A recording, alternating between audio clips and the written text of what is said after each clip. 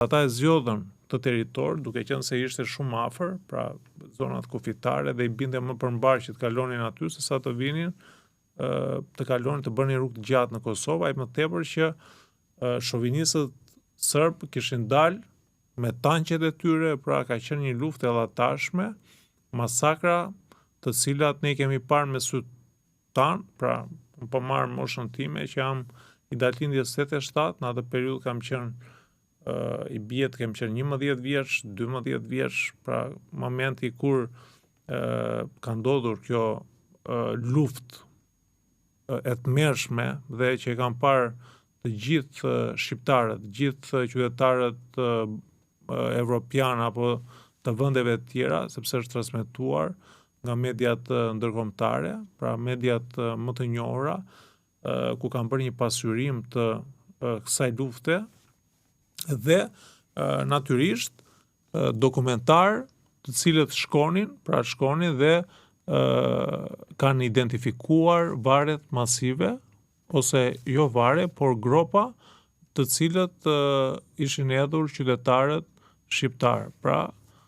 një gjë për cilën kur e kujtoj më sjell një rënqethje, domethënë, sepse kemi parë me syt tan atë situatë kaq të vështirë, pra një moment shumë i vështirë ku ka lënë një gjurmë shumë të rëndë, qoftë në ata qytetarë që e kanë përjetuar, por edhe qytetarë tjerë që kanë qenë jashtë vendit, pra mërgata apo diaspora, të cilët kanë kontribuar shumë që Kosova të luftoj, qoftë me armë, pra Ushtria Shqiptare e Kosovës të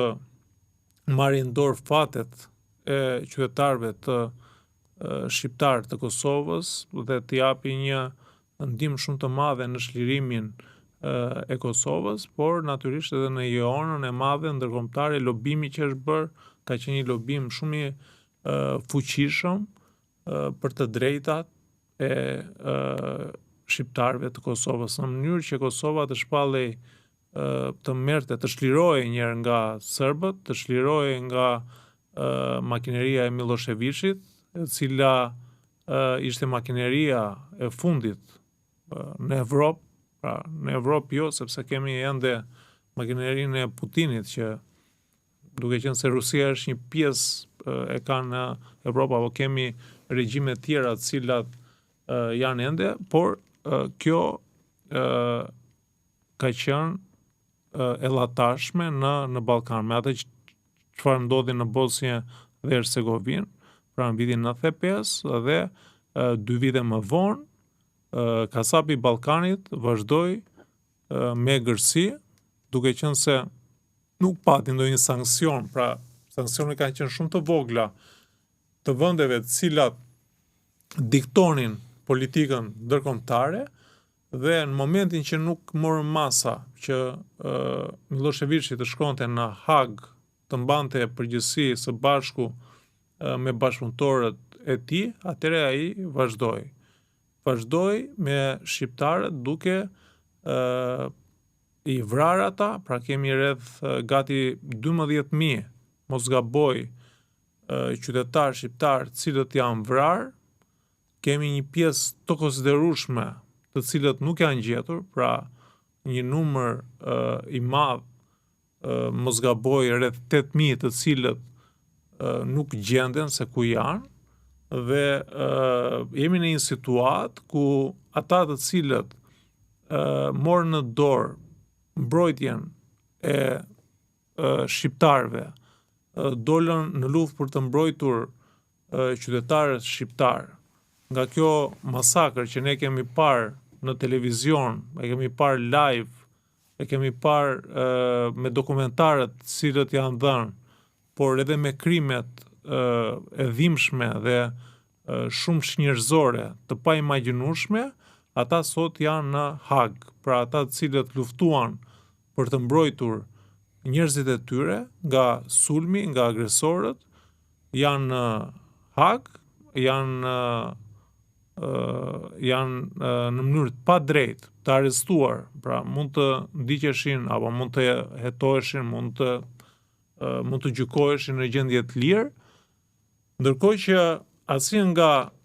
luftëtarët që kanë luftuar për popullin e tyre dhe me të drejtë, ata kanë pasur detyrat më të larta shtetërore pas lufte, nuk kanë paraqitur ndonjë rrezikshmëri lidhur me organin e akuzës të cilët vete ngritën, pra ishin ata të cilët e pranuan pas një ekujvok kërkesën e ndërkombëtarëve, edhe pse nga opozita e atërshme, pra nga kryeministri aktual i Kosovës, zoti Kurti, kjo është, domethënë, është kërkuar që mos të votojë sepse ishte diçka e padrejtë dhe kjo do përdorej jo për të mirën e Kosovës, por kur njeriu është i drejtë, kur nuk është i sigurt sepse nuk ka kryer asnjë krim dhe nuk ka bërë asnjë veprim të palishëm i cili do bjerë ndesh me të drejtat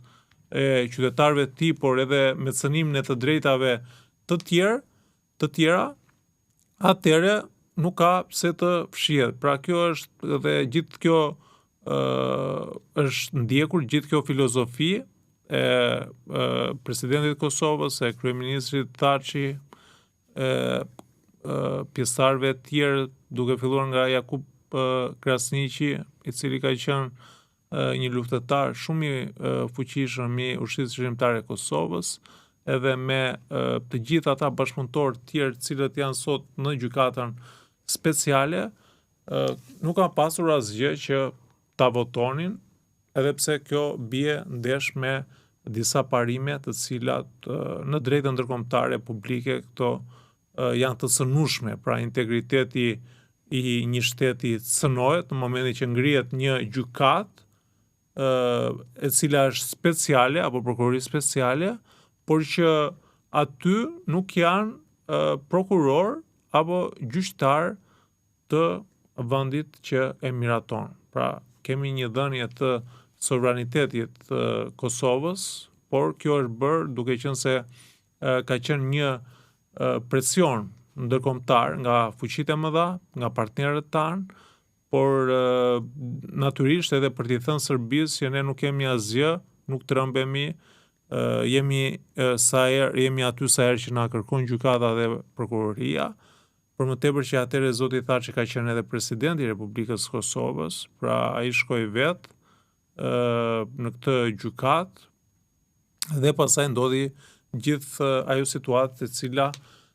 ka kaq vite dhe ai është i izoluar. Pra patjetër unë jam i bindur 100% që drejtësia do triumfoj, sepse historia ka treguar gjithmonë që edhe pse vuan në një proces gjyqësor apo qoftë edhe në një betejë, lufte apo në një luftë e cila mund të ketë shumë beteja, patjetër që ai i cili e bën këtë luftë të drejtë për mbrojtjen e interesave të popullit të tij, apo thjesht është mbrojtur nga sulmet e okupatorit apo të atyre që kanë sulmuar njerëz pafajshëm, i kanë dhunuar ata, i kanë përdhunuar, pra kemi gra që janë përdhunuar dhe shumë prej tyre kanë fëmijë, pra shumë prej tyre kanë fëmijë me ushtar serb, disa prej tyre kanë pësuar trauma, që do të thotë tronditje të rënda psiqike.